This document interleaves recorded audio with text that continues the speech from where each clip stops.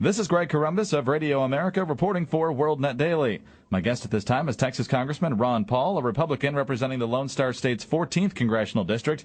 He's a member of the House Foreign Affairs Committee, and he was a 2008 presidential candidate. We want to get his thoughts today as a member of that critical House Foreign Affairs Committee on the latest developments and unrest inside Iran. And Congressman, thanks so much for being with us. Thank you. Good to be with you.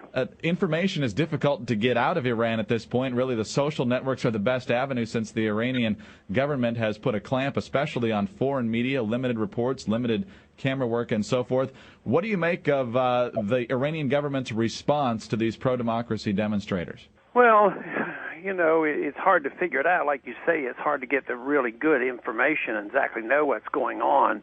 I guess any government that has unrest in their country and there's upheaval, governments react in the traditional manner, no matter where you are. But I think that, generally speaking, most people are pretty excited about the fact that maybe at the grassroots level, the Iranian people are getting a little bit tired of what they've been putting up with. So hopefully that'll work out for the better. Congressman, you made it very clear during the campaign that you believe the U.S. Involves itself too much in certain parts of the world, and there's a big debate, as you know, going on right now about whether it's proper for the U.S. to actively encourage and publicly support the demonstrators, or whether it's better to try and remain as neutral as possible and just hope that they win so we don't give fuel to the fire for those in command in Iran. What do you see as the best approach for our administration? Yeah, I want us to not get involved, and this is one place where I agree with our president when the president says he doesn't want to get involved because it would look like we have picked sides, and even if we favor one side, it might do them more harm than good. So I think that is wise.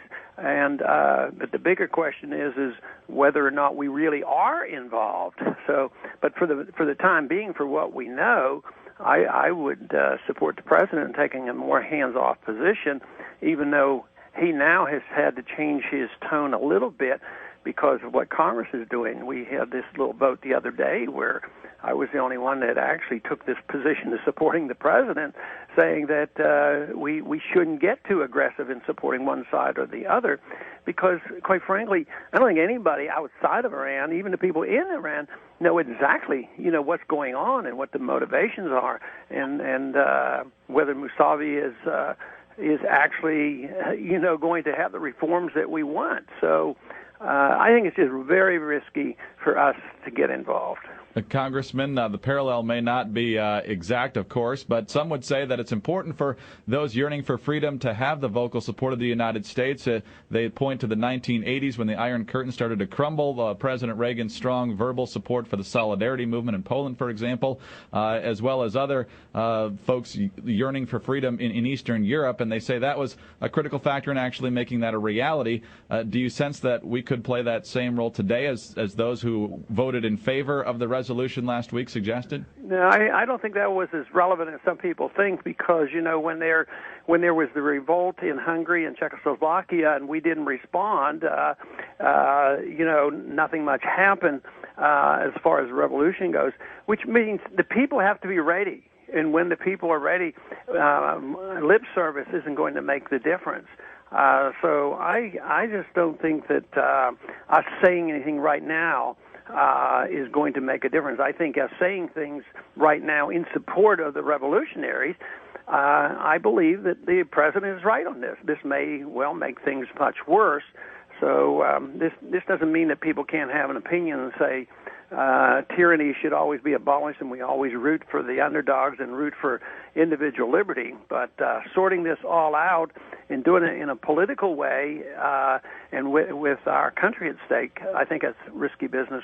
Is there another avenue, perhaps less publicly, that we can support this, or is it just a matter of allowing this to take root naturally and to grow naturally? We should take a hands-off position officially. But I think if this is a really just cause and the Iranian Americans who know the most about it, if they think this is really a worthy cause, I would never put any restrictions in their place. I mean, I'd rather see them go on off and send their money and send their kids, and they go over there and help out, rather than agitating in Washington to use taxpayers' money or use our troops to go and get involved. So I wouldn't have any restrictions on people who think that they know and feel strongly about the benefits of being over there, so they could go over there and give moral support. I mean, it's been done in other times, so I would certainly allow that to happen. It's been already reported that the Iranian government has accused, and in fact, we just saw it in the press last week, accused the U.S. of intolerable meddling in the whole post-election mess over there. And as you point out, President Obama's been especially careful with his words. So if the Iranian government's going to use us as the straw man anyway, does that give us more latitude, or does it mean that we have to be even more careful? I think we have to be more careful about what we ought to be doing. If I had anything to say about it, I would be very explicit that we don't have our CIA operating in there.